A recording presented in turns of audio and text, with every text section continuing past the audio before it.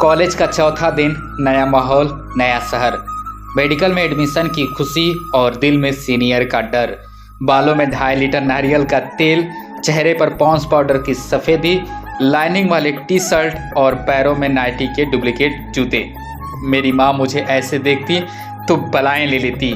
हाय मेरा संस्कारी बच्चा। मैं डरा सहमा सा अपनी क्लास की तरफ जा ही रहा था कि तभी अचानक पीछे से एक आवाज़ सुनाई दी, हे फ्रेशर, थर्ड बटन। जो लोग थर्ड बटन नहीं जानते हैं उन्हें बता दूं कि थर्ड बटन का मतलब होता है अपने सर को झुकाकर शर्ट की थर्ड बटन को देखना, क्योंकि इस एंगल से आपको 2 ही चीज़ दिखाई देती है, रैगिंग करने वाले के पैर और एज अ फ्रेशर कॉलेज में आपकी औकात।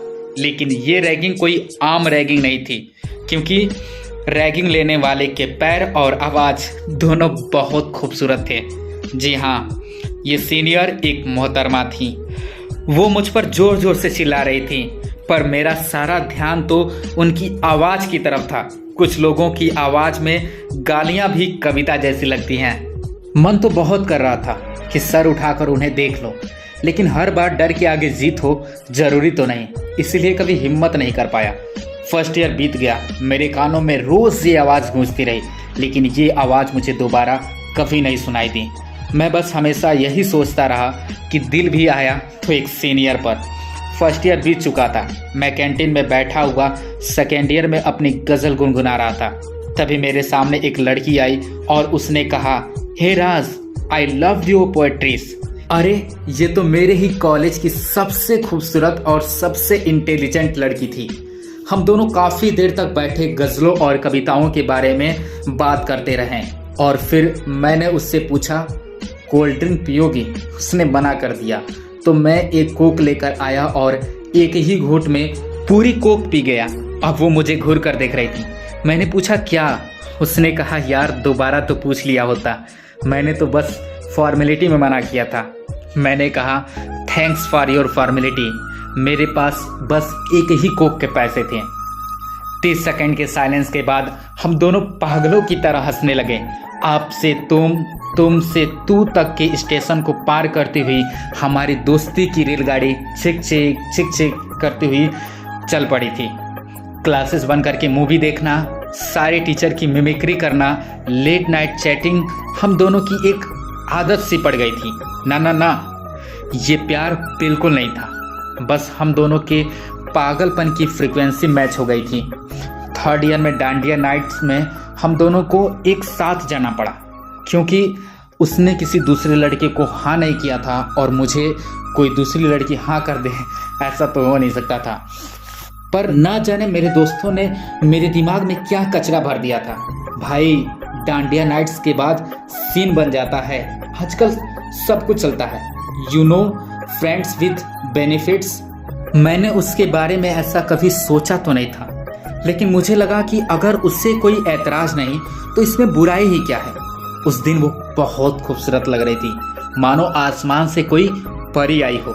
उससे पहले मैं उससे कुछ कह पाता, वो मेरा हाथ पकड़कर कॉलेज के उस अंधेरे कमरे में ले गई जहां हम दोनों को कोई नहीं देख सकता था, और अपनी ड्रेस ठीक करते हुए उसने बोला, राज ज़रा देख कर बता, कुछ दिख तो नहीं रहा। ये सुनकर मैं अंदर ही अंदर कांप गया।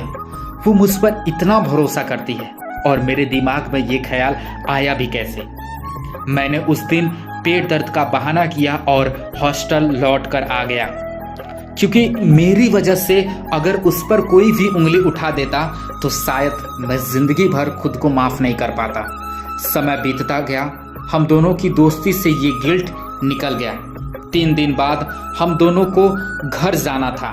मैं उसके हॉस्टल में उसका सामान इकट्ठा कर रहा था कि तभी अचानक उसके सामान में से मुझे एक डायरी मिली जिस पर लिखा था, माई डार्क सीक्रेट्स। न चाहते हुए भी मैंने उस डायरी को अपने पास रख ली और रात भर जाकर मैंने उस डायरी के एक एक पेज को पढ़ लिया। मैं शॉक्ड था। जिस लड़की को मैं अपना दोस्त समझता रहा वो मेरे साथ ऐसा कैसे कर सकती है? नाटक पे नाटक, झूठ पे झूठ, आखिर क्यों? घर जाने का दिन आखिर आ ही गया। हम दोनों एक ही प्लेटफॉर्म पर थे। पर आज के बाद हमारी ट्रेन, रास्ते और मंजिलें सब अलग होने वाली थी। मैंने उसकी वो डायरी वापस कर दी। मैंने सोचा वो शॉक्ड होगी, लेकिन उसके चेहरे पर कोई सिकन भी नहीं थी, जैसे अब खोने के लिए कुछ भी बाकी ना हो। तो पढ़ ली मेरी डायरी, जान लिया मेरा सारा सच। तुमने मेरे साथ ऐसा क्यों किया? आखिर क्यों ये दोस्ती का झूठा नाटक किया? क्यों नाटक पे नाटक, झूठ पे झूठ बोला? मुझे क्यों नहीं बताया कि तुम मुझसे प्यार करती हो?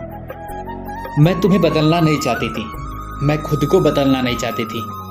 अगर मैं तुम्हें सच बता देती तो हम दोनों बदल जाते, बाकी सारे कपल्स की तरह पजेसिव हो जाते, लड़ते झगड़ते, रूठते मनाते, बस एक दूसरे को परफेक्ट साबित करने की कोशिश करते।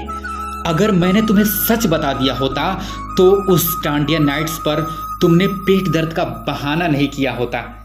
मैं एक रिच फैमिली से हूँ और तुम एक एवरेज फैमिली से। जिस रिश्ते का कोई अंजाम ही नहीं, उस रिश्ते के लिए मैं इस खूबसूरत दोस्ती की कुर्बानी कैसे दे दूँ? मैं तुम्हें हिचकिया बनकर याद आना चाहती हूँ, सिसकिया नहीं। इतने में ट्रेन आकर रुकी। वो ट्रेन में बैठ गई।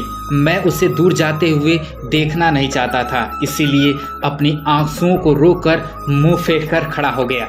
मुझे लगा अब हम दोनों के बीच कोई भी राज नहीं है।